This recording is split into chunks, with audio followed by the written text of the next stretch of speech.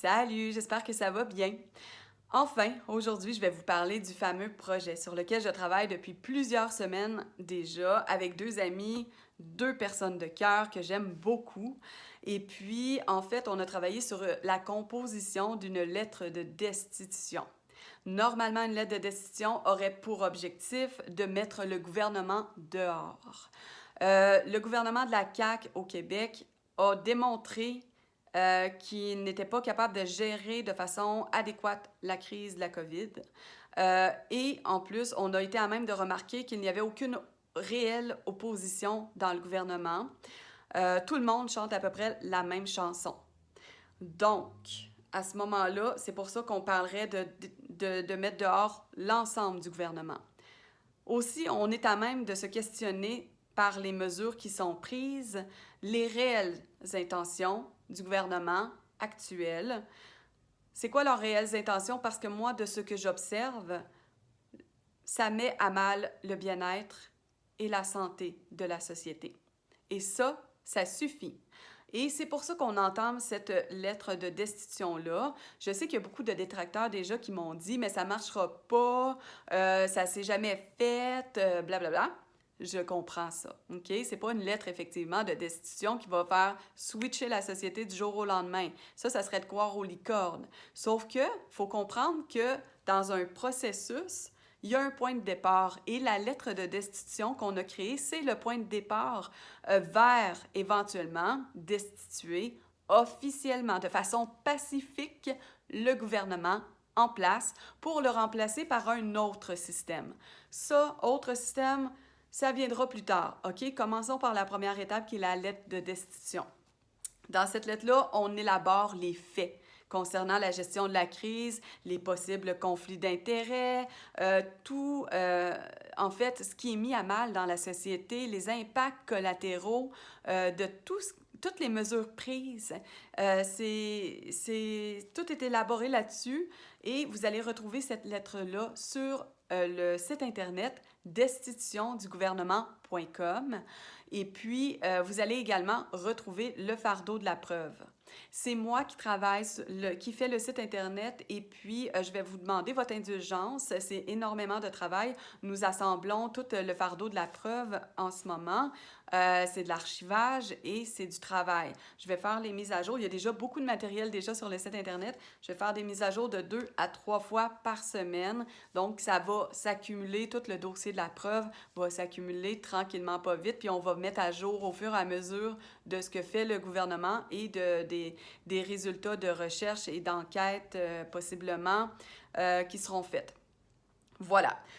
Votre mission à vous, c'est de commencer par lire la lettre qui est sur le site internet destitutiondugouvernement.com et de voir si vous êtes d'accord avec ça. Si vous êtes d'accord avec ce qui est dit là, que vous trouvez que ça fait du sens et que vous voulez qu'on change de façon de fonctionner dans la société, s'il vous plaît, même si vous croyez que ça mènera nulle part, cette lettre-là, remplissez la feuille, imprimez-la, remplissez dans le bas de chacune des 2 pages. Ça, c'est important. Faut remplir toutes les zones, s'il vous plaît. Ça, je vous fais confiance là-dessus parce que ça se peut qu'on s'en serve au niveau juridique. Et des fois, s'il manque une information, ça invalide un document. S'il vous plaît, je vous fais confiance d'être bien vigilant, de tout remplir adéquatement, toutes les informations qu'on va garder. Là, ça ne sera pas distribué à qui mieux. C'est nous 3 qui allons avoir ça. Éventuellement, on va faire affaire avec une firme pour comptabiliser les lettres, une firme indépendante aussi. Et puis éventuellement, on va s'en servir au niveau juridique. Voilà. Ensuite, ça va être de nous l'envoyer par la poste. Donc oui, on fonctionne à l'ancienne par la poste. Je vous explique pourquoi.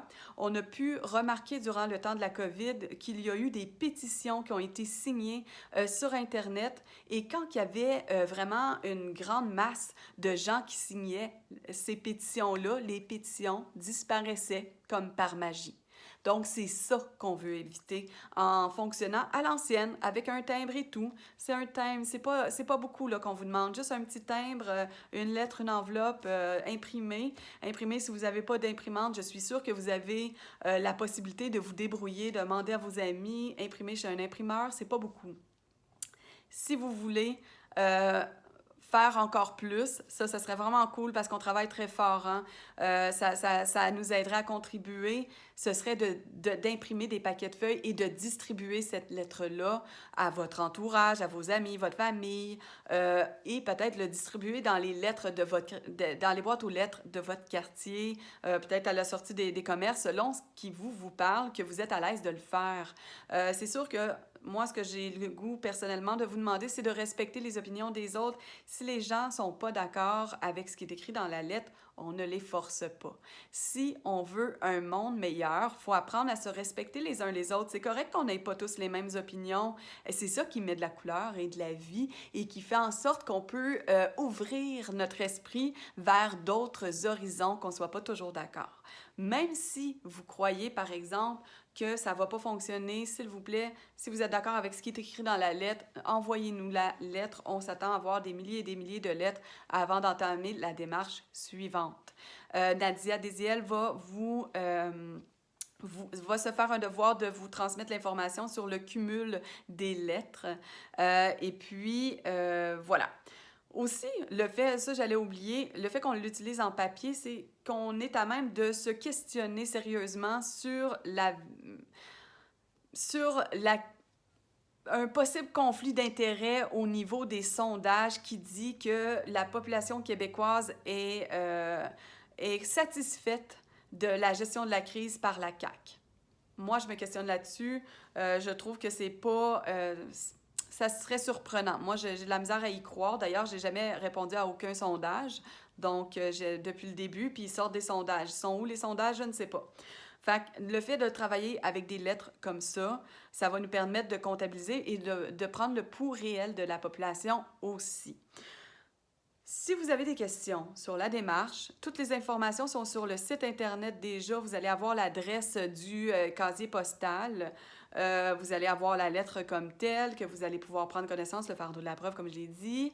Nous sommes 3 personnes qui travaillons 100% bénévolement. Même, on a déboursé des frais pour cette cause-là de notre propre poche. Donc, la seule chose qu'on vous demande, c'est de contribuer. Comme je vous dis, c'est pas du jour au lendemain que ça va se faire. C'est le point de départ pour aller vers un autre fonctionnement de société, possiblement vers une démocratie directe, une vraie démocratie, pas un semblant de démocratie comme on a en ce moment. Si vous avez des questions, n'hésitez pas à m'écrire pour me les poser. Ça va me faire plaisir d'y répondre. Transmettez, s'il vous plaît, l'information si c'est une information qui vous parle. Et puis, ben, on se retrouve prochainement dans d'autres vidéos. Possiblement qu'on va faire une vidéo ensemble, Nadia et moi. Donc, sur ce, comme d'habitude, je vais vous dire, prenez soin de vous. C'est super important. Prenez soin de votre santé, c'est votre responsabilité. Ayez du plaisir le plus possible dans ces temps qui sont difficiles, principalement moralement, mais aussi physiquement. Hein. Le fait de faire moins d'activité physique, je vois des gens que leur condition physique se détériore de plus en plus. Donc, essayez de faire au mieux. Je vous envoie beaucoup d'amour. Et puis, on se revoit dans une prochaine vidéo. À la prochaine. Ciao, ciao!